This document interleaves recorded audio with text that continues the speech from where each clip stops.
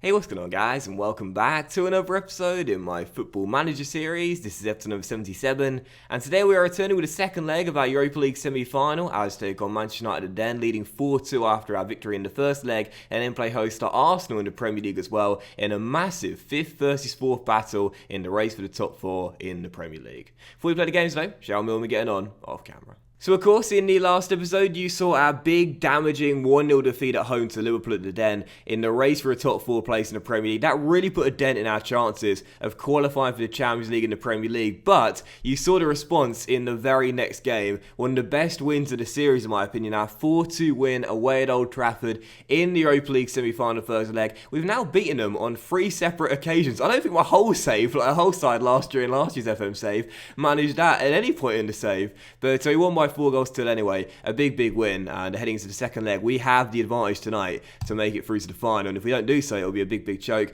But off camera, 2 games, both in the Premier League. These 2 games came within the space of 3 days, so my team were absolutely exhausted. We've had 4 games to fit into 7 days. These 2 Premier League games, and of course the 2 semi-final ties against Manchester United. We took an Aston Villa first. We beat them by 3 goals to 1 away at Villa Park. I fielded a mix of a weakened side and a strong side as well. There were some starters out there such as Benker and Lunin and Webster and Louise that started this game, and it was Mari who got our first goal, and then Benker did score twice in this game, once from the spot and then once just past the hour mark as well, and Aston Villa did get a consolation goal, but it's all it was as we got a big 3-1 victory. How we did slip up in our final game off camera, a 1-1 draw at home to Watford. If I'm being honest here, we should have lost this game. It was a really poor performance. I feel a completely weakened side for it because it came just 2 days after the Aston Villa game, and it comes 2 days for the Manchester United game. So I fielded the weekend lineup, and as you can see, it was a 1-1 draw. Hernandez scored the first for Watford, and then John Black, of course, Mr. Reliable, would bail us out with 90 minutes to go, won a penalty and scored it, as he managed to get a point there, but it was still a pretty bad result, and it means that we stay in 5th place in the Premier League with 3 games to go.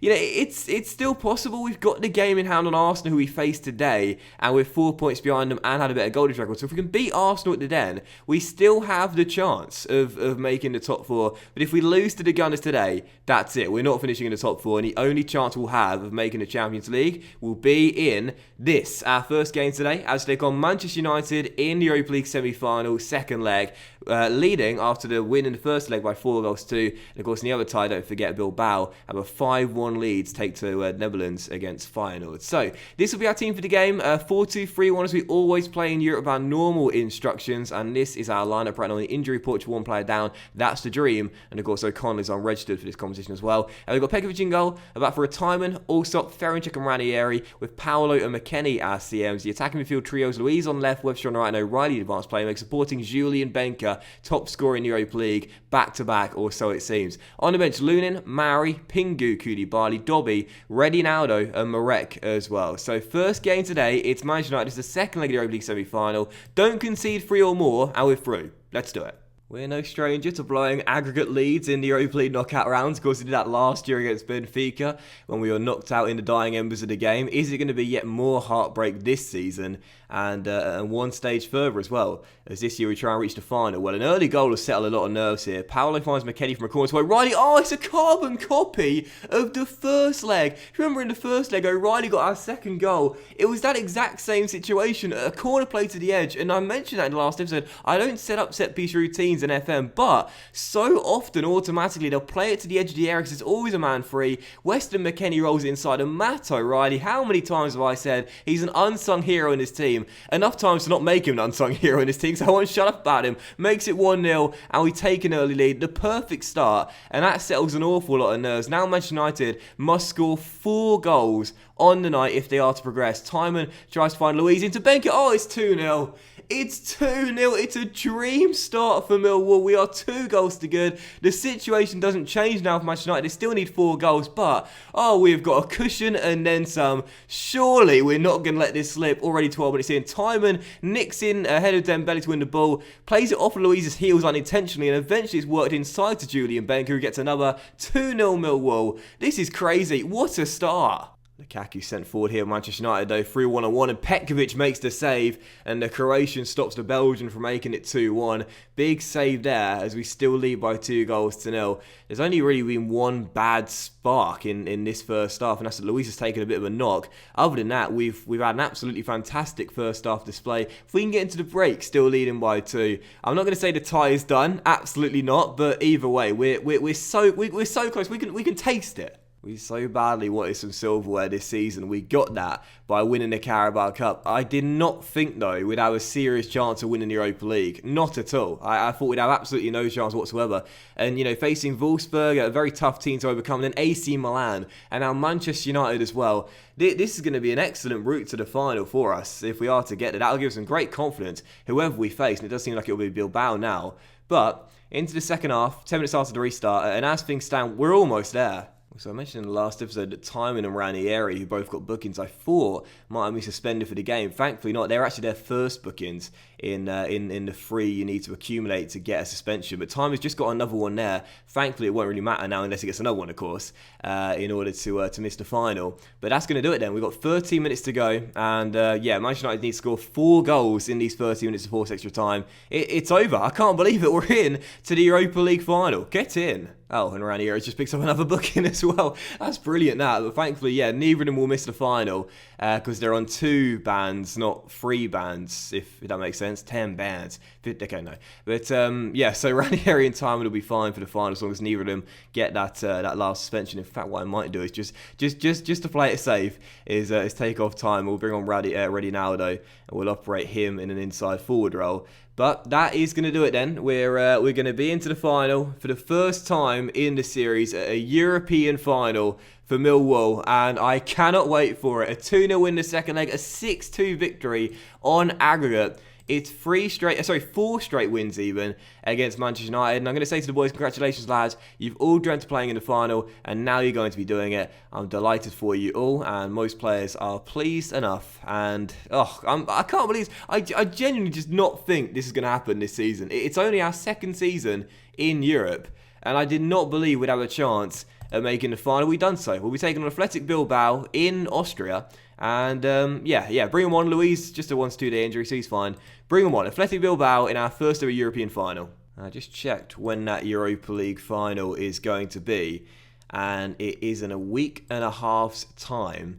A week after the Southampton game coming in this midweek. So against Arsenal and Manchester City, 2 of our final 3 Premier League games, I'm going to feel the weakened side because there is still a chance we can make the top 4. 4 points behind both teams above us and having a game in hand on the Gunners as well. But I can't see us beating both Manchester City, going for the title on the final day, and beating Arsenal at the end as well, where we've got a horrendously poor record. So if I wasn't putting all my eggs in one basket before, I definitely am now. If we're going to qualify with the Champions League, we're going to have to win the Europa League. Getting into the top 4 is way too unlikely, and I'm not taking any chances by injuring any of my star players for that Europa League final. So second and final game, it's Arsenal at the Den, and it is a massive game, yet you wouldn't think so based on my lineup heading into it. So 4-2-4 for the game, our normal league system, and this is our team, totally changed from Thursday night. Lunin in goal, back for a Chilwell, Mauri, Benjamin and Bree, with Koulibaly and Dobby the CMs, Pingu and Menji on the wings, with Redinaldo and Marek up top together, and on the bench, Petkovic, Ferencek, Ahumada, Paolo, Mane, John Black, and Benker as well. So second game, it's Arsenal. If they get a win, I'm not too fast. We're in the Europa League final. That's good enough for me. And also, it doesn't matter whether we finish in 5th, 6th, or 7th as well. Because right now, the race for these 3 spots is very tight as well. It doesn't matter which one we finish in, because we've already guaranteed qualification for the Europa League by winning the Carabao Cup as well. So it's going to be a frantic finale as Chilwell gets a very early injury there to end the season off. But it's like the league is now our second priority. It's crazy how this has happened, but like the league, the battle for the top 4 is so tight, yet it's not our main priority now. And this is exactly why I feel the weakened side. I would not be forgiving myself if one of my star players got injured ahead of the Europa League final so soon in a game which again is not going to be as important, but still. Manchester United up a goal against Leicester, and the first chance of the game is going to fall here 9 minutes in as Dobby finds Koulibaly across to Pingu. And the Brazilian gets away and finds his Brazilian bro Redinaldo into Marek. And Marek will find Menji down the right-hand side. Good cross to far post. Redinaldo is there. And our backup team have gone a goal up. Well, 9 minutes in, and a brilliant start. Menji sent down the right. He loves playing in big games, Menji. Always does something good when they give him the chance. A lovely cross to the far post, and Reddy Naldo, who drifted in unmarked, has put it into the back of the net, and we lead by 1. So I was not necessarily waving the white flag, but I wasn't expecting much, and we're up by a goal. 10 minutes in. Wow. How typical would it be if this is the game where we get our first win against Arsenal in the series? As Manchester United had 2 goals up against Leicester. Highly unlikely, of course. A very long way to go. But either way, a crazy beginning. I did not expect to be leading so early on. As Reddy Naldo finds Marek, we could be 2 goals up. Oh, we should have been. The skipper fires it way wide the post. What a golden chance for the Czech man. And he fired the Czech man, really. But he fires it way off target and behind for a goal kick. But another chance here. Menji sent down the right hand side, crosses. Marek is there, and this time managed to hit the frame of the goal as Arsenal clear it away. How have we started off this good? This is a really poor team. It's not a really poor team. It's a B team out there. Yet we're on fire. Well, heading into the break, there's no way this finishes as a 1-0 scoreline. Surely not. But as things stand, we're doing enough to claim our first win against the Gunners in the series, which actually will see us cut the gap on them to 1 point. As Reddy Naldo was through there, but Arsenal get it away. We'll cut the gap on them to 1 point, and we'll still have a game in hand as well. But I'm almost certain the Gunners are going to find an equaliser, perhaps just before the break, as Casey Palmer finds Reece Nelson, who always scores against us. Now Hughes to Valena, through to Panda, and Panda's through and puts it just off target. Still 1-0, and to be fair, we defended quite well. That's the first chance Arsenal have had all game. So second half has begun. Looks like it's going to be a highlight directly from kickoffs. Isaac is sent down the right hand side, and a great chance here for Arsenal as the cross comes into Panda, and the former Benfica striker is a new gen / regen Brazilian. He's got some great stats, puts it wide once more, but still the lead is 1. 40 minutes to hang on and claim a massive 3 points. Easier said than done, but what a result this will be if we can get it. One for Arsenal though, whipped into the centre, then Donga heads it down, and there is that equalising goal with 13 minutes to go. Oh, we are holding on for dear life, but finally Arsenal get the equalising goal. It was coming. They've had the last 2 highlights, and now they've found the back of the net. Then Donga flicks it down. Nice finish by Cesar Montes, and the Gunners do get the equaliser. Now, let's not throw away the point. I'll take the draw. Is there going to be one late twist in this tale? Dobby to Koulibaly. Mamadou finds Pingu. Pingu inside. Reddy Naldo. Oh, just over the bar from Reddy Naldo. He's come good this season, to be fair, as we're still tied at 1-1. I can see Arsenal snatching all 3 points late on. Someone's going to win this game. It's not going to finish the draw. And here come the Gunners. Robinson to Panda. Just off target. Surely it's going to be a late winner. Who's going to get it? Actually, I think that might do it. One final chance for Arsenal. Across the middle, Ahumada deals with it very well. And Mane will get it clear.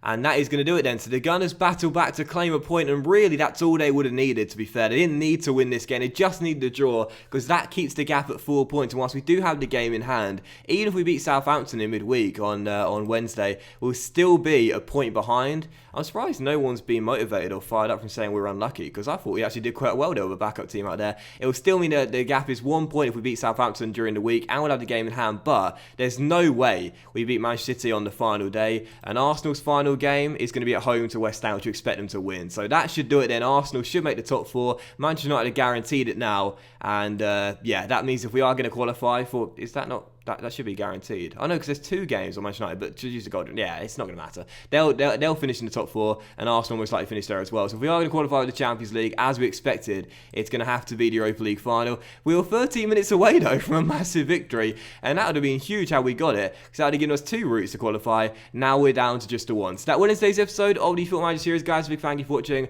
I really hope you have enjoyed it. If you did enjoy today's episode, please drop a like, as likes are, of course, very much appreciated. And really help the channel out as well. Since there's still a mathematic chance we could qualify with the Champions League in the top 4, we will play the final 2 games on camera. I thought if we'd lose this game, I'll just come back for the Europa League final, but instead we'll do the final 2 games, see if we can cause an upset and sneak in, although it is highly unlikely, and then the Europa League final will come on Thursday. So thanks for watching, guys. Have an awesome day. Much love, and I'll see you for the next episode, the final 2 games of the Premier League season, very soon. Bye.